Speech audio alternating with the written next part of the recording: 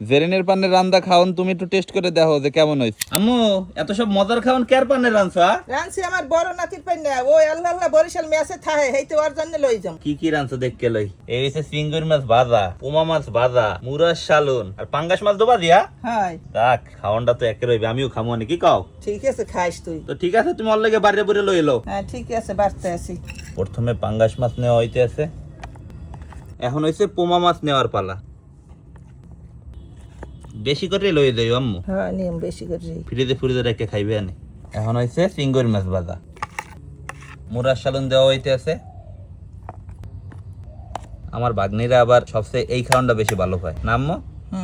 আম্মু, আব্বুর পান্নে এই থালটার মধ্যে একটু শালুন দাও। যেতে আছি। আব্বু, জেরিনের পানের রান্দা খাওন, তুমি একটু টেস্ট করে দেখো যে কেমন হয়েছে। আচ্ছা ঠিক আছে, প্রথমে সিঙ্গেল মাছটা দিয়ে শুরু করি। বিসমিল্লাহ।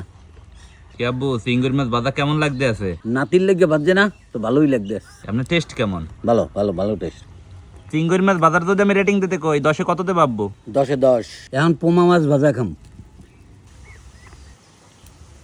কি খবর, পোমা মাছ কেমন?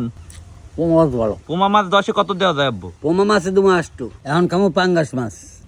এটা কি আমাক পুরের পাঙ্গাস মাছ? হ্যাঁ, আব্বু পাঙ্গাস মাছ কেমন লাগবে আজ? পাঙ্গাস মাছও টেস্ট হয়েছে, কিন্তু নুন একটু বেশি হয়েছে। ও, 10-এ কত দেবা? 10-এ 8 দুম। এখন জলপাই আচার ভাতের লাগে মাইকে লই।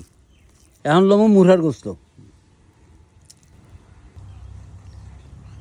কি আব্বু, মুরার গোস্ত কেমন? মুরহার গোস্তটা বড় ভালো হয়েছে, অনেক ভালো। অনেক ভালো। 10-এ কত দেওয়া যায়? এটা 10-এ 10ই দেওয়া লাগবে। যাক আলহামদুলিল্লাহ। তো আব্বুর দ্বার যেহেতু আজকে খাওয়ান ভালো লাগবে, আশা করি আমার ভাগ্নির দ্বারও ভালো লাগবে। সবাই ভালো থাকেন, আসসালামু আলাইকুম।